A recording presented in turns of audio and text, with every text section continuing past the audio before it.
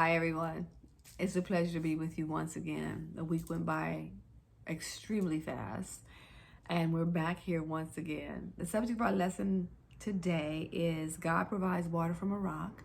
Our writer has extracted our lesson from Exodus, the 17th chapter. This is lesson 2 in our quarter, and this lesson is for September the 13th, 2020. And as usual, I will give you a little bit of information from our last week's lesson, because all the lessons, they connect. And so you want to make sure that you listen to all the lessons so you can go along or follow along with the story. And so last week in our lesson, we began the quarter on preparing a nation. God is preparing a nation, and that nation is Israel. And there's so many things that we can learn from the relationship that the Lord has with the children of Israel. And we will learn a lot of behaviors. We will learn about the characteristics that God is looking for in his children, and then how he provides and how he makes a destiny, or brings us on a journey to a destiny. And so in our quarter, we will be covering the journey that Israel goes on to become a nation. They are right now just a group of people who were settled in a particular area, and they were in bondage, in slavery. They were working, they had a routine life, they didn't have a structure, they just lived day to day. And so God is bringing about a formation and bringing some solidity to their lives. And so last week, we talked about how they left Egypt, and how they were permanently separated from the Egyptians when the army died in the Red Sea. And they journeyed, and after some time, their food and provisions began to get low, and they began to murmur and complain, and they said they wanted meat and bread, and how things were so much better for them in Egypt. But in actuality, in Egypt, they were in slavery. And so the Lord graciously, and so last week, the Lord graciously supplied what they asked for. They asked for bread, so he gave them manna in the morning, and he gave them quail in the evening, the bread and the meat that they desired, even though they complained. And that was our lesson last week, and we learned a bit about complaining and where complaining fits in our lives. This week's lesson, the children of Israel have journeyed. There's been a time where the Lord led them to a place, and it was like an oasis where there was lots of water and palm trees, and they really enjoyed it. And as they were leaving, they were traveling, because they were on their way to Mount Sinai. And on the way, they stopped, and this is where our lesson picked up. And so I purposed myself this week that I was going to ask my audience questions. And in the questions, they may be related to our story, they may not, but they will be centered in the story of Israel. And you can answer the questions on Facebook. So if you're listening and you know the answer, you can just answer on Facebook. They're very simple questions. And so my first question is, I just mentioned that the children of Israel the Lord was taking them, he was leading them to Mount Sinai. And I have two questions in that little scenario. One, how was God leading them? In other words, what means did God use to be in their presence and to lead them? That's question number one. Question number two is, when they do arrive at Mount Sinai, what does God give them? What does he provide for them at Mount Sinai? Now back to our lesson. And so they're traveling on their way, as I mentioned, to Mount Sinai. And they stop at a place called Rephidim. Rephidim is a place where there's no water. And the children of Israel begin again to murmur and to complain. And God listens, but he doesn't respond right away. He because he led them there. He led them there. And I almost said how he led them there, but he led them there. And in leading them there, it was purpose in them. There was purpose in them going to this place where there was no water. And they began to complain. And then the complaining became aggressive against Moses. And Moses was fearful. He thought that they were going to stone him. And so he went to the Lord. And Moses, when we think about Moses' character, he was very humble. He was very he was humble. I wrote down his characteristics, but I can't seem to find them right now. But he was humble. He was very patient, and he went to God, and God gave him the instructions on what to do.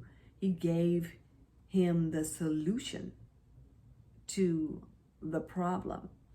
And I'll pause right here, because when I was studying this lesson, I reflected on my role as a leader. I'm a leader in the church, a leader at work. Some may disagree, but a leader in the family. And there are always individuals who really just enjoy complaining. They don't really want to solve the problem. They just really want to complain about it. Complain and fuss. And so here we see that this is a part of our nature. When I say we, I'm referring to humanity. Humanity, we're not as quick to be thankful and be grateful and reflect on the goodness of God.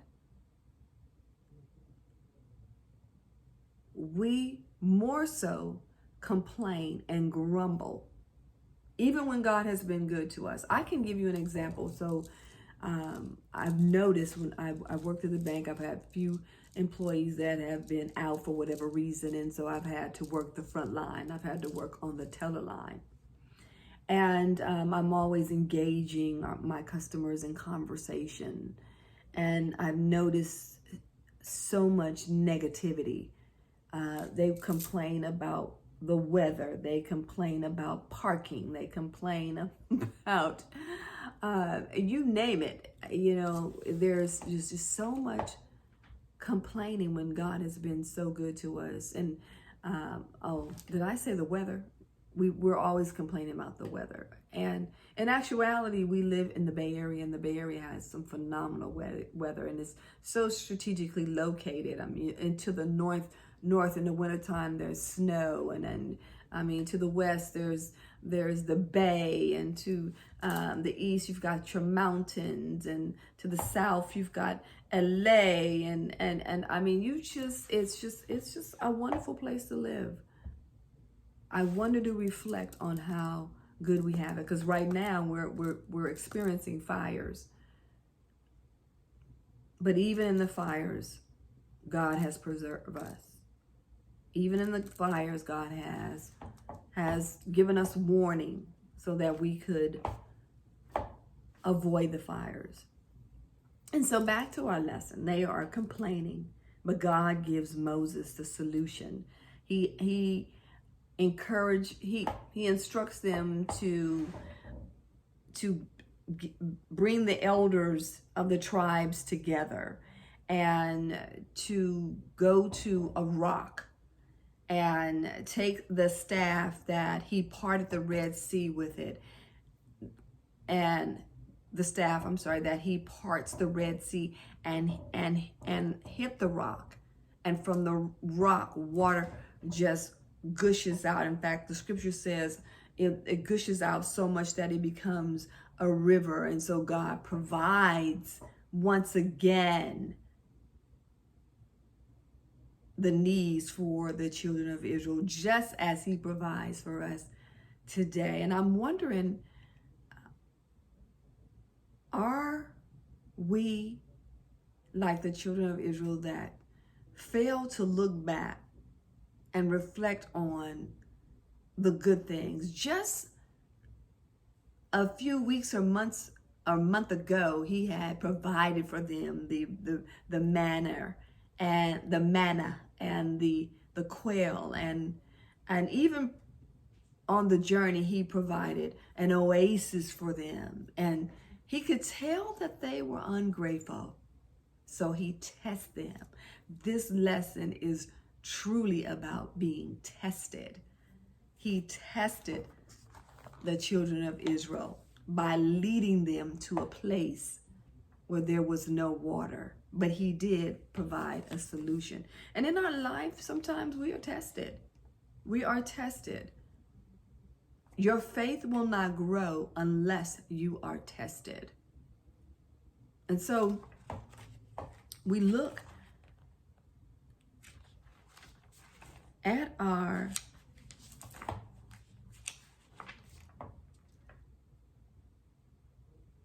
the fact of our lesson.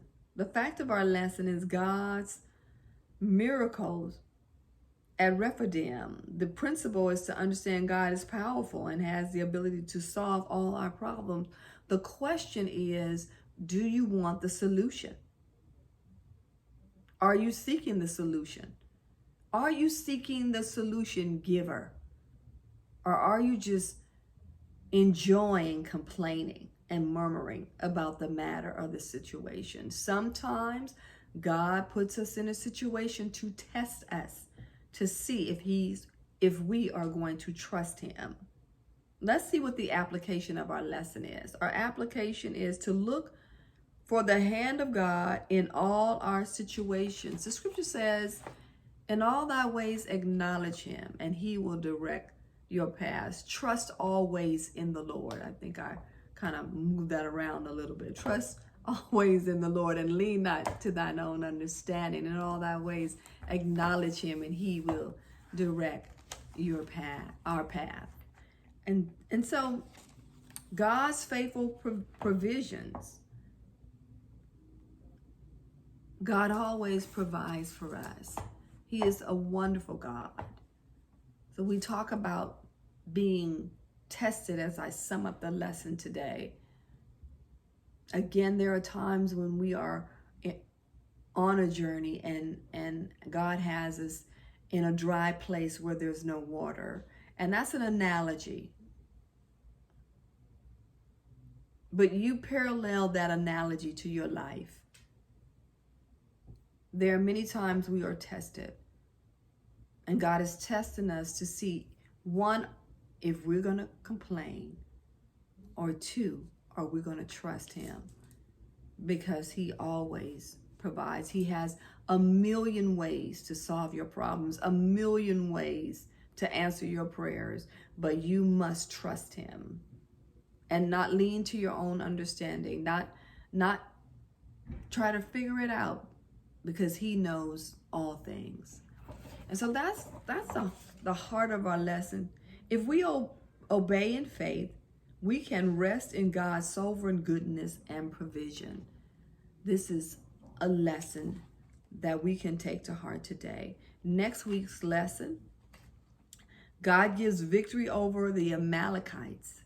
And so we will see where the children of Israel are going to have to use their military skills, but we will also see how God will provide.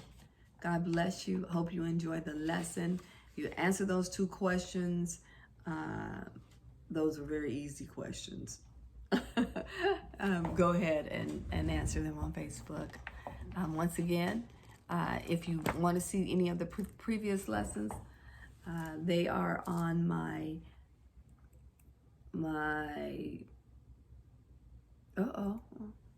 okay, it's been a long day. They're on Facebook, of course, and they're on YouTube, and just my full name. Subscribe, and thank you for those of you who have been supportive. I appreciate you. God bless you. I love you.